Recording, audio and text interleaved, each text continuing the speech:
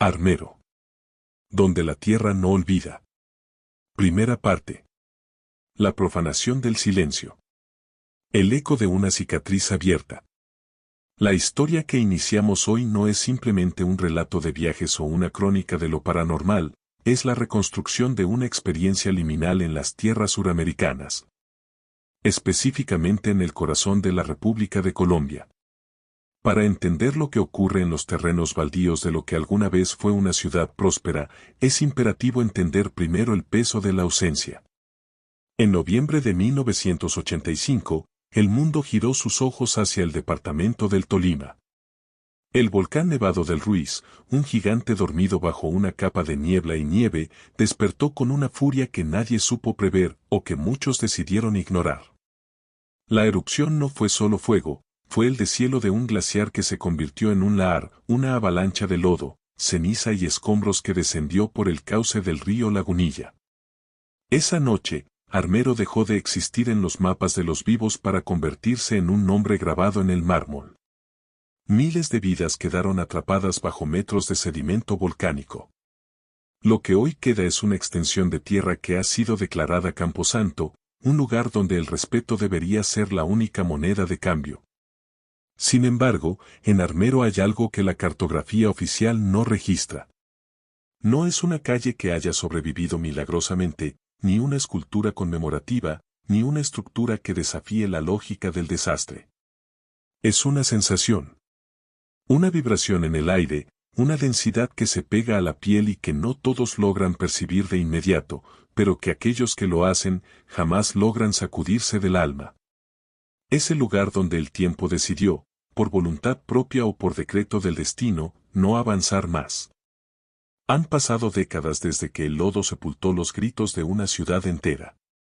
Las historias oficiales, los documentales de la época y los libros de texto hablan con una frialdad estadística de desastres naturales, de fallos en las alarmas tempranas y de pérdidas económicas.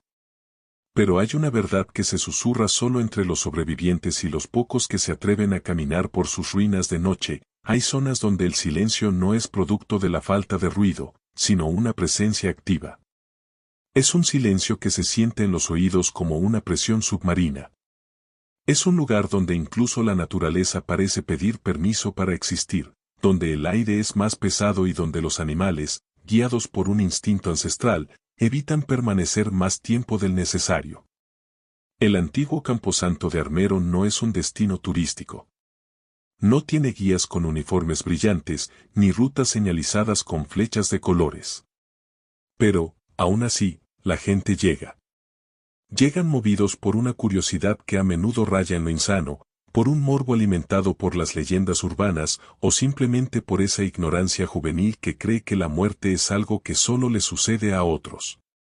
En términos que resuenan en las calles de Colombia, muchos llegan por desparche, buscando una emoción fuerte en un lugar que solo debería inspirar oración. Relato de los 5 intrusos. En una tarde de sábado, cuando el sol del Tolima calienta las piedras hasta hacerlas vibrar, un grupo de 5 jóvenes decidió que Armero sería el escenario de su fin de semana. No eran investigadores de lo oculto, no poseían equipos de medición electromagnética ni eran fervientes creyentes en lo metafísico. Eran, ante todo, hijos de la era digital y la desconexión emocional. Andrés era el líder de facto, un joven cuya seguridad en sí mismo a menudo nublaba su juicio. Camilo era el escéptico agresivo, aquel que necesitaba una explicación lógica para cada sombra. Valeria, por el contrario, poseía una sensibilidad que ella misma intentaba ocultar para no parecer débil ante sus amigos. Juliana era la energía del grupo, siempre buscando la próxima fotografía para sus redes sociales, y Mateo era el bufón, el encargado de aliviar cualquier tensión con una broma. Incluso si la broma era a costa de la memoria de los caídos. Para ellos, Armero no era una tragedia nacional, era un escenario estético, un fondo de ruinas y cruces que serviría para alimentar su presencia en Internet. Pensaban que el miedo era una construcción obsoleta, algo que se supera con una carcajada y una buena conexión de datos. Creían que la vida es un baile constante y que cualquier lugar es una pista válida, olvidando que hay suelos que están saturados de una memoria tan densa que cualquier pisada descuidada puede despertar ecos que nadie quiere escuchar. El umbral del mediodía eterno. Llegaron a eso de las 3:40 de la tarde. El sol todavía castigaba la llanura, pero había algo extraño en la iluminación. La luz no era dorada, sino de un blanco amarillento que aplanaba las formas y eliminaba los contrastes. El camino era una trocha irregular de tierra seca, tan seca que crujía bajo sus pies como si estuvieran caminando sobre huesos triturados.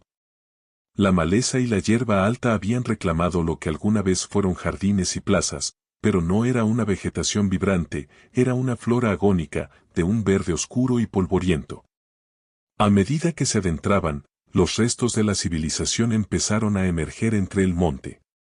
Dinteles de puertas que ya no sostenían techos, fragmentos de paredes con la pintura descascarada que aún guardaban el rastro del lodo que las golpeó, y cruces de madera y cemento, desgastadas por el sol y la lluvia de 40 años.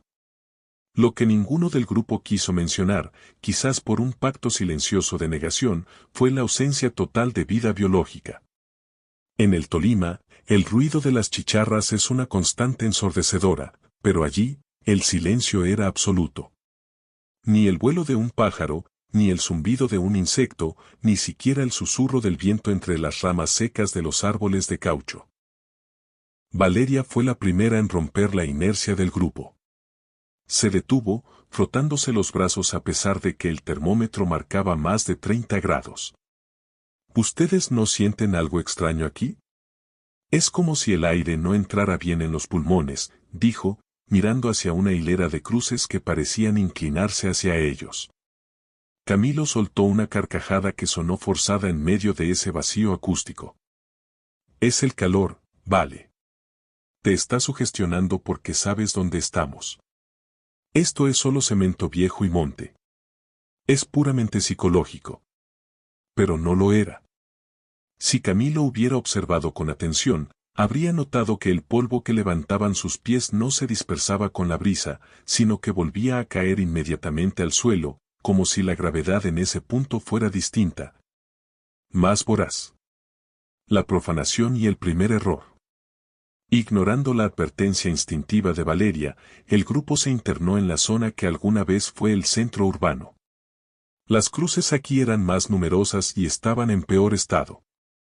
Muchas no tenían nombres, solo inscripciones rudimentarias, familia Rodríguez, niño desconocido, o simplemente una fecha.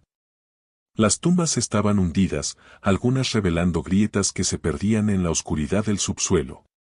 Mateo, buscando romper el ambiente denso que empezaba a rodearlos, sacó su celular. Bueno, mucha seriedad. Vamos a darle vida a este lugar, dijo con ironía. Vamos a grabar algo para TikTok. El challenge de los muertos de Armero. Las risas volvieron a brotar, pero esta vez tenían un matiz diferente. Era una risa defensiva, un escudo contra la incomodidad que empezaba a filtrarse por sus poros. Comenzaron a caminar entre las tumbas como si fuera un parque temático. Pisaban los bordes de los sepulcros, se apoyaban en las cruces para posar y hacían bromas sobre quién de ellos sería el primero en ser arrastrado por un fantasma. Fingían ser muertos vivientes, arrastrando los pies y poniendo los ojos en blanco, grabándose mientras se burlaban de lo que no comprendían. En su arrogancia, no notaron que el entorno estaba cambiando. El sol, que debería haber permanecido en el cielo por un par de horas más, pareció descender de golpe.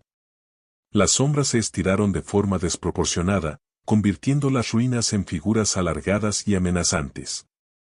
Eran exactamente las 4:17 de la tarde.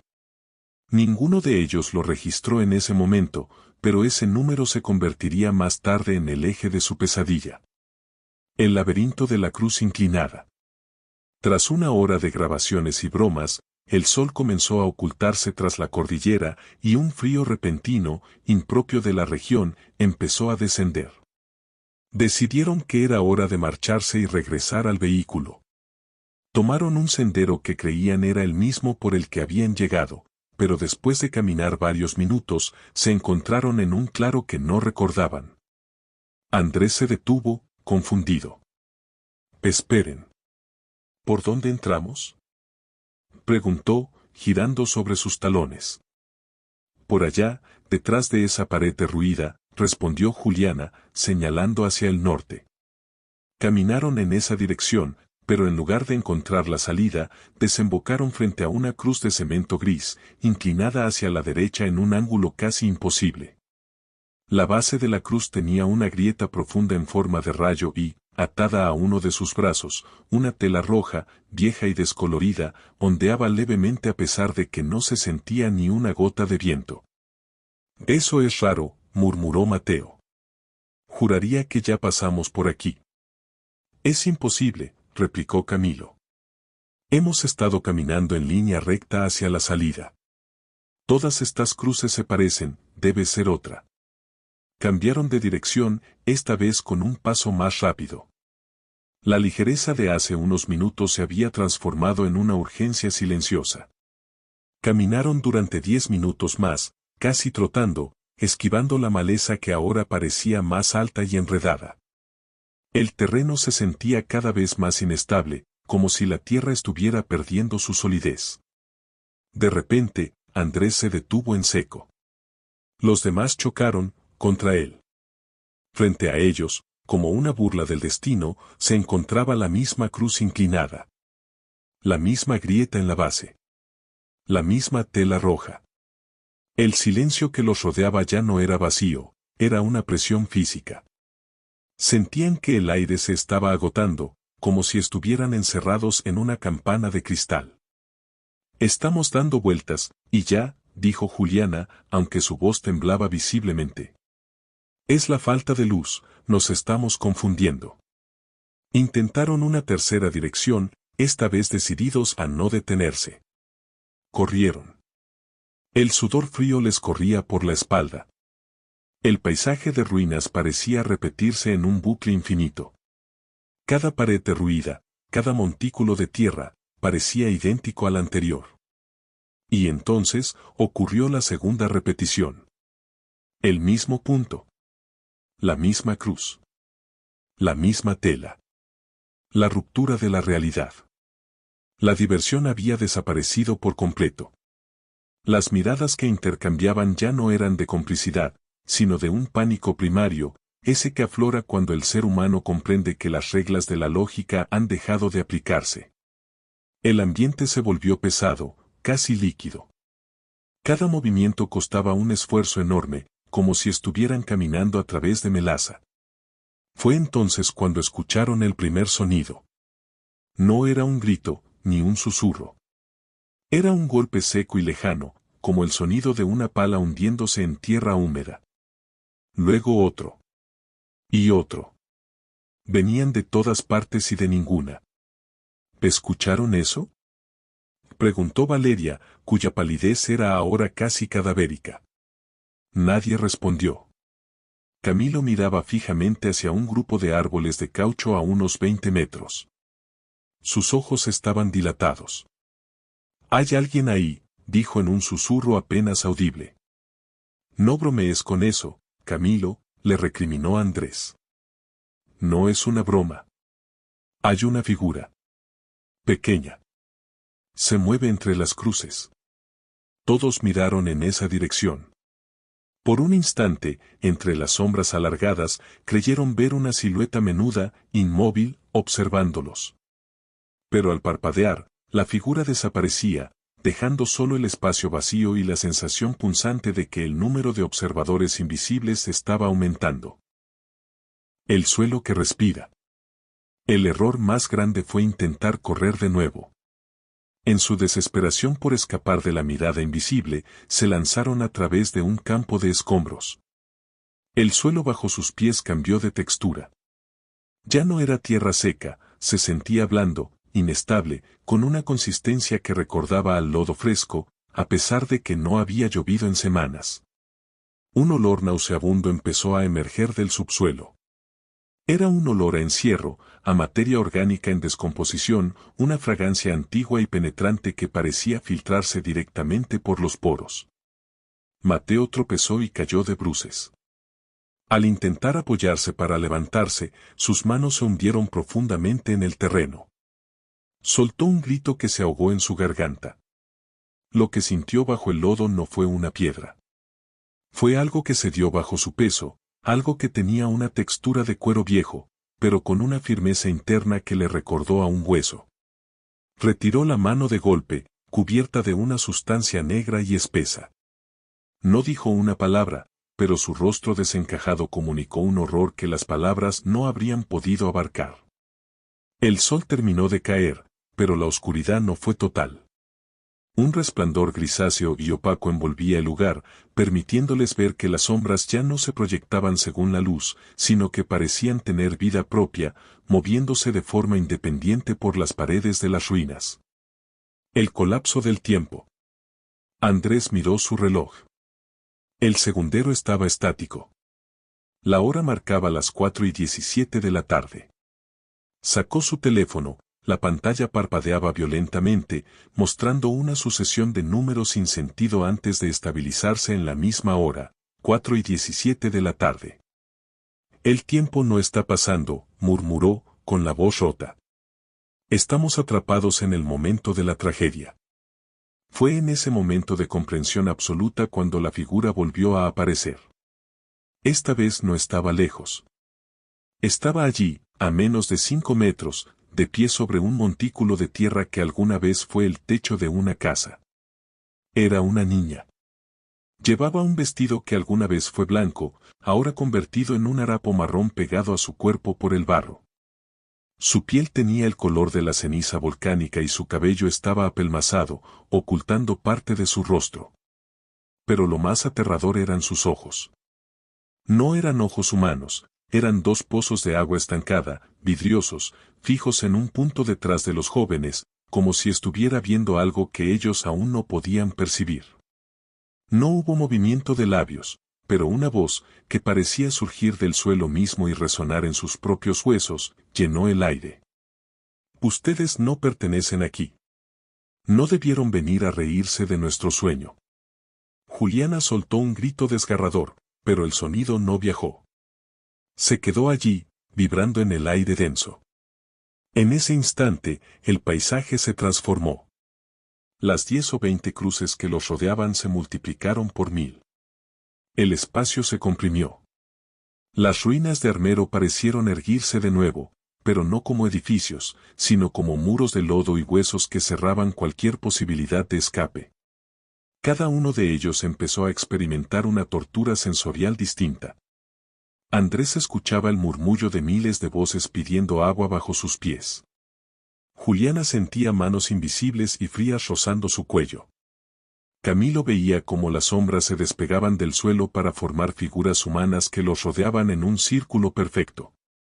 Mateo sentía que la tierra bajo él subía y bajaba, un movimiento rítmico de ascenso y descenso, como si todo el camposanto fuera un pecho inmenso respirando con dificultad. Y Valeria. Valeria solo veía la verdad. Veía que ya no estaban en el año actual.